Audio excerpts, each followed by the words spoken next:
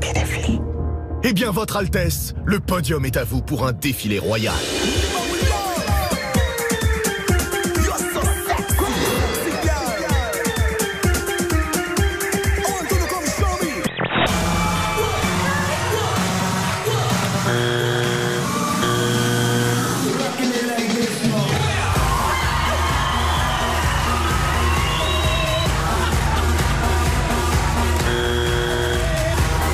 Mais on lui pardonne, car Julia est une journaliste qui a d'énormes compétences. Des compétences vraiment impressionnantes, qui fascinent d'ailleurs les autres journalistes de l'équipe. Des compétences tellement hors normes que même elle ne peut s'empêcher de les contempler avec étonnement. C'est que je n'ai pas choisi mon mètre 80, je n'ai pas choisi mon physique, et il y en a marre aussi à un moment d'être stigmatisé aussi par son physique. On vous dit que vous êtes jolie? À quel moment est-ce que on est en train de parler du fait que bah voilà, ici ils sont tous fins et beaux dans le public? Ils sont où les obèses? Excusez-moi, on marche sur la tête. Je suis en train de vous dire, que vous êtes jolie, ça vous énerve? C'est que c'est pas. Non, mais c'est pas ça. C'est un faux débat. Attention, on accueille le deuxième mannequin. Il est là et.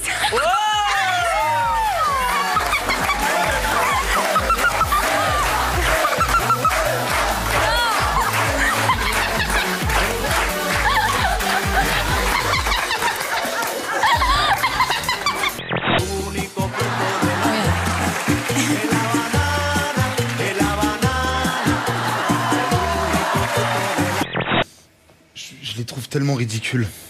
Mais tellement, il y a plein de femmes qui militent pour leurs droits. Je vois une artiste en particulier, Beyoncé. Vous regardez dans ses concerts, c'est des danseuses. Non, mais pour dire, c'est des danseuses. Elle a des musiciennes. Donc en gros, il explique qu'il ne pouvait pas faire beaucoup de sexe avec Beyoncé parce qu'elle avait peur de tomber enceinte et ça donnerait une mauvaise image d'elle. Il y a des préservatifs. Ah oui, bah ça aussi. Un jour, il a eu un accident de voiture et Beyoncé a fui sur place, laissant son petit ami comme ça, parce qu'elle avait peur de la mauvaise publicité que ça pouvait lui emmener. Voilà, j'aime pas, mais en même temps, oui, je suis une femme moderne, je comprends pas ces débats sur la chirurgie esthétique. Mais parce que faire des piqûres sur le visage, se faire opérer, tout ça? Du botox? Oui, par exemple. Du botox, c'est pas de la chirurgie esthétique, c'est de la médecine esthétique, les mots ont un sens. Ouais, mais ça, par exemple, du botox, vous en avez fait? Bah, bien sûr, comme tout le monde.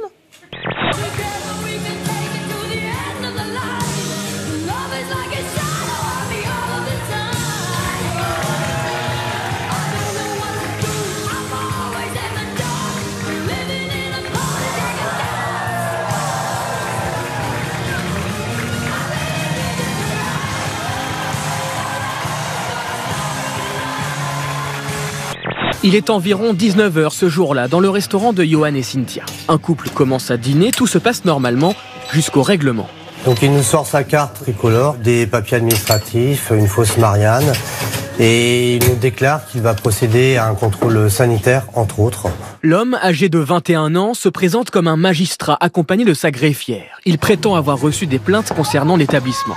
Commence donc en plein service une vérification des lieux, extincteur, alarme incendie, puis la cuisine. Je pense que la plupart sont convaincus que c'est un vrai quand même. Et effectivement, ils ralentissent, effectivement. C'est tout à fait opportun, puisque M. Valls a souhaité pour 2016 développer les radars fictifs. Donc si vous voulez, je suis un peu le précurseur, quoi. Alors, il m'a demandé de vider les 3 frigos qui se trouvent ici. Le canard, le poulet, même les fruits secs, il nous a demandé de les jeter. Un peu plus de 1 000 € de marchandises, ça fout un peu les boules. Et le cauchemar continue jusqu'au lendemain matin, puisque le soi-disant contrôleur revient pour confisquer certaines pièces. Pièces d'identité, l'extrait cabis de la société, vous avez aussi les contrats qu'il nous a réclamés, il nous a demandé nos diplômes. C'est vrai qu'avec sa maîtrise du langage et son jargon, on a été complètement déstabilisés. S'évader quand on estime que l'on est innocent, c'est la moindre des choses. C'est bien ça? C'est exactement ce qu'il a dit, et c'est pas tout. Un type qui est condamné à 20 ans, qui est innocent, et qui est dans une procédure... Est-ce que c'est pas à la justice dominicaine de décider s'ils sont innocents ou pas? Et si elle ne le décide pas, il attend 20 ans, il attend quoi? Votre bon vouloir? Il attend que vous vieillissiez, que vous preniez un peu de cheveux blancs pour que vous alliez les interviewer? Non mais vous dites qu'il est innocent parce que vous êtes son avocat, c'est normal, mais c'est pas à vous de décider s'il est innocent ou pas. Non, bien sûr, c'est aussi ce qu'a fait Zola pour Dreyfus, voyez-vous? Vous comparez ça à Zola pour Dreyfus? Oui, je compare ça, oui monsieur. Savoir aimer, savoir donner, sans réfléchir et sans pâlir. Savoir aimer, même dans la peur.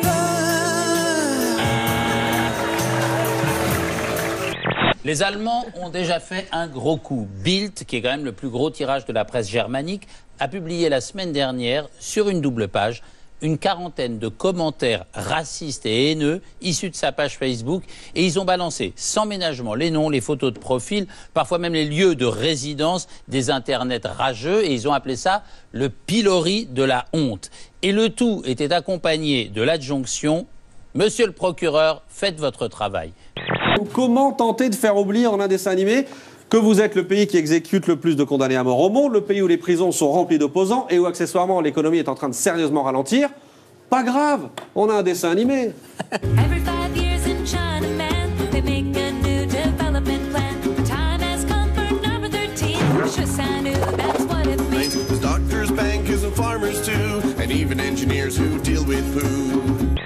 Ce mur, surmonté de fils barbelés, fait 10 km de long, 3 mètres de haut.